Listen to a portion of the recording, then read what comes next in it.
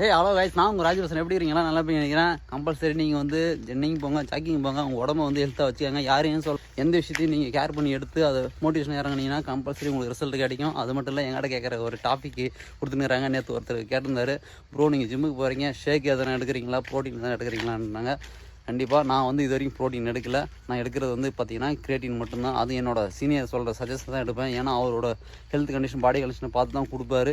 ஏன்னா இது சஜஸ்ட் கொடுத்தா மட்டும்தான் அதை என்னை எடுக்க வைப்பார்.